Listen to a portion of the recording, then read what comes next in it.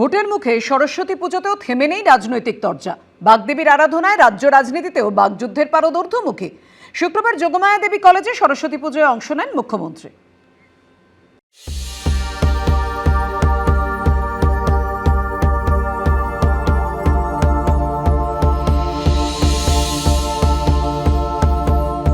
সবার জন্য অনেক মিষ্টি নিয়ে এসছেন এবং উনি ঠাকুরকে পুষ্প প্রদান করলেন।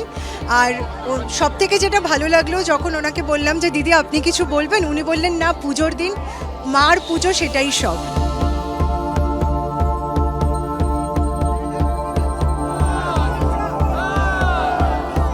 ভবানীপুরে একাধিক সরস্বতী পুজোয় অংশ নিলেন রাজ্যের বিরোধী দল। 36 পুজোতে আমন্ত্রণ করা হয়েছে, জামাত নেই।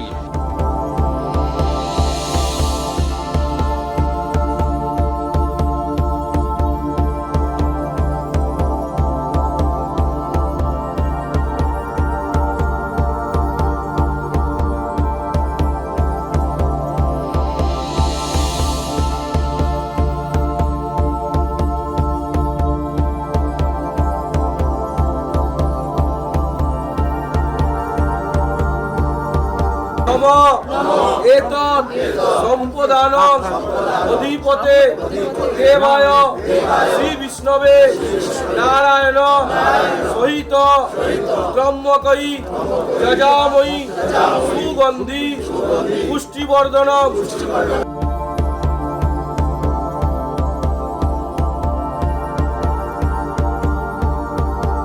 আমাদের সরকার যেভাবে কাজ করছেন এবং যারা ধরুন কন্যাশ্রী পাওয়ার পর তারা পড়াশোনা করতে পারছেন, স্কুল ড্রপ হচ্ছে না, কমে গেছে অনেক।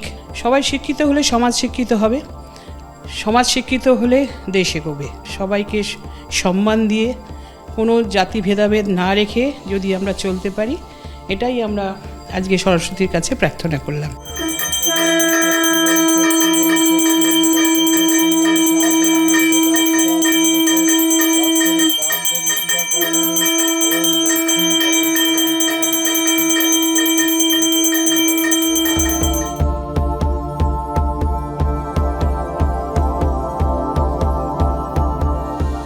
এটা আবাল বৃদ্ধ বনিতার পুজো, একটা মৈত্রী আদান প্রদান হয়, তারপর পুজোয় তো যেতেই হয়। গতকাল পর্যন্ত প্রচুর পুজোর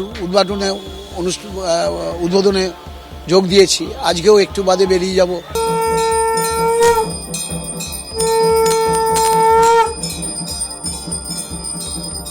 শিক্ষার কোনো বিকল্প নেই এবং শিক্ষা একটা মানসিকতা আনে যেটা সামাজিকতাকে অনেক বেশি করে দৃঢ়তা দেয় এবং সমস্ত ধরনের ডিগনিটি বলুন, সবটাই বলুন, আমাদের আচার আচরণ চলাফেরা সবটাই কিন্তু শিক্ষার থেকেই প্রতিফলিত হয়। কি রংটা হবে থিম সেটা মেয়ে ডিসাইড করে দেয়। তো মেয়ে শুক্রবারে আমরা সাধারণত নীল পরি, তো মেয়ে বলল যে নীলের একটা শেড পরবো তুতে, তো ওই জন্য সবাই আমরা তুতেতে আছি।